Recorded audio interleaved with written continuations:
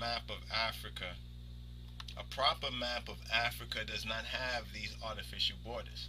The reason why we have these borders right here on this particular map is in order for us to be able to identify both from ancient time, ancient movements, the ancient movement of our people.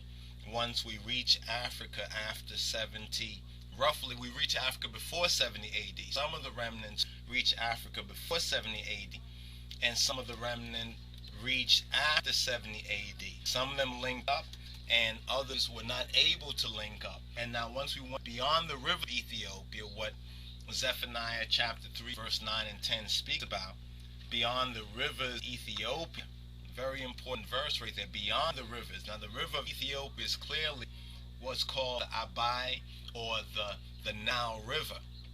You know, in Egypt, the Hapeh River, and very interesting, ancient Egyptians called the Hapeh, and then the Fidel, the good is in Amharic Fidel, from top to bottom is Hapeh. So they say the Happy, but the pronunciation is the Hapeh now, because if you look at it in the hieroglyphs, the head and the tail of a reclining lion is Hapeh. Now, let's begin off with Deuteronomy chapter 32 verse 8. It reads, when the Most High divided to the nations, now in the Hebrew that's Goyim, or in the Ethiopic and the Royal Amharic that's Ahzab, which means plural, the peoples. The Goy means the peoples or the nation, the non-Ethiopian Hebrew, the non-BEYTE Israel nations. And when the Most High, El Elyon, when Le'ul divided to the nations their inheritance, when he separated the sons of Adam. So who separated the sons of Adam, the sons of man? It was the Most High, El Elyon, Le'ul. He set the bounds of the people. He set the bounds of each of the peoples according to the number of the Gika Israel, the Bani Israel. So this verse is very important, because this verse in Deuteronomy 32 and 8 says that in the beginning, originally, El Elyon, the Most High, he divided the Goyim, the inheritance, and he separated the sons of Adam. He set the bound of the people according to the number of the children of Israel. Now in Genesis chapter 15 verse 18, it specifies what the Most High, what Yahweh Elohim, the inheritance that was given to Abraham and to his Zar, to his seed, and specifically we're speaking of the Bani Israel, the BEYTE Israel, the Dakika Israel. It says from the river of the Euphrates in verse 18 of Genesis chapter 15, the Orize Fitret or Baraseit, you understand? It says specifically from the river of the Euphrates to the river of Egypt. Now you must remember, the river of Egypt is the very same river, but further down from its root, that's known as the rivers of Ethiopia, the river of Ethiopia. It's rivers because the rivers branch out and connect and branch out in that land. You understand? And the connection now is Zephaniah chapter 3 verses 9 and 10. Link that with Genesis chapter 15 verse 18, also to be linked with Deuteronomy chapter 32 and 8, because we have to know what was the true inheritance for the BEYTE Israel. Now the true inheritance for the BEYTE Israel, it crosses the region that's known as Afro-Asia, or the Afro-Asian region of the world. So let's get into this map right here, and let's discuss some of the details that we find in this particular map. We're going to begin off with this particular map.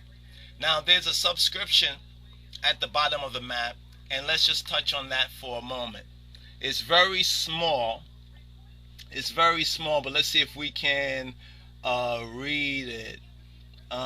It says populations map stressing the smooth transition degree of relatedness between Western red and Eastern yellow Mediterraneans.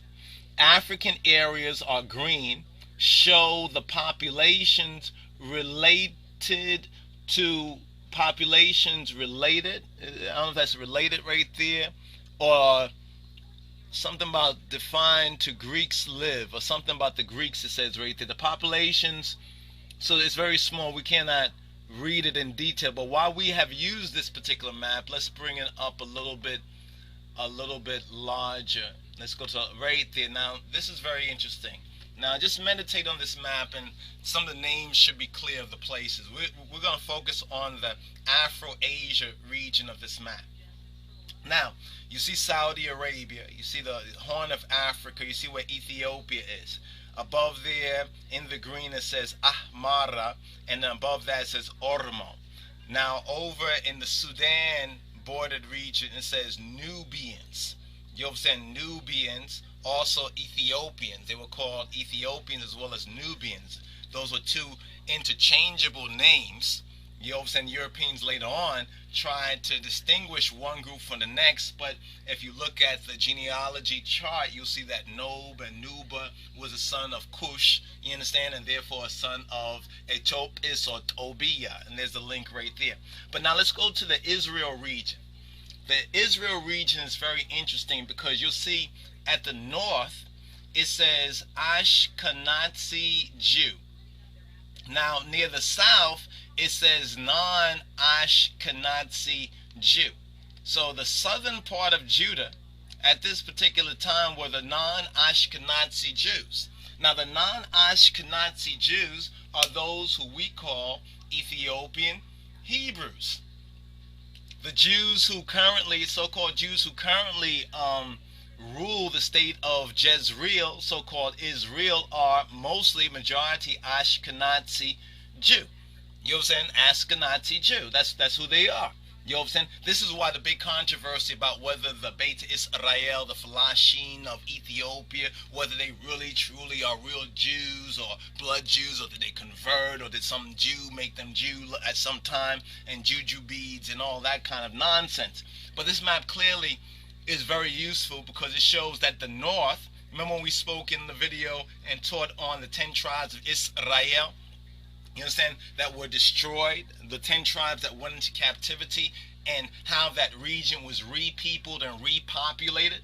According to 2 Kings chapter 17, you can begin around verse 24, the whole chapter in context, but you could begin to follow this theme that we're on at and around verse 24 of 2 Kings chapter 17 to the end. It basically shows how these Ashkenazi so-called Jews, or in New Testament times they're called Samaritans, how the Samaritans came into this particular picture and became Jewish. It talks about how these people became Israelitish or Jewish people, you understand, in the northern region. They came in to be they repeopled and repopulated the northern area where the true 10 tribes were taken from. You understand? Chapter 17 of 2 Kings is very important to really understand the Ashkenazi Jew and the non-Ashkenazi Jew, or Judahite, the Ethiopian Hebrew, the difference, right? Now after 70 AD, according to history and according to witnesses, even according to Tacitus, who was the Roman historian at the time of Titus and Vespasian's sacking of Jerusalem, you understand?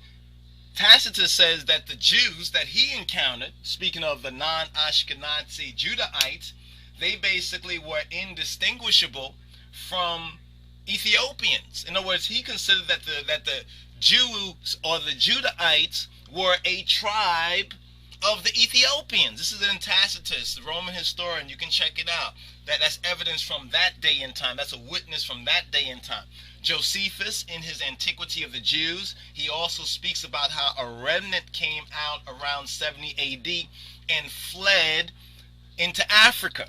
What's also interesting is that 2 Kings chapter 19 verse 30 and 31, 1930, 2 Kings, it speaks about how a remnant will come out of Judah, you understand, and will go downward or southward and bear fruit upward.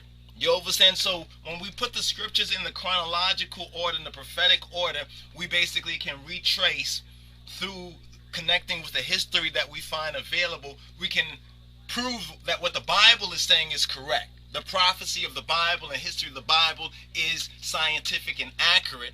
You understand? As well as put together a lot of this mumbo jumbo out there around who's a Jew and who's an Israelite, so forth and so on. All right?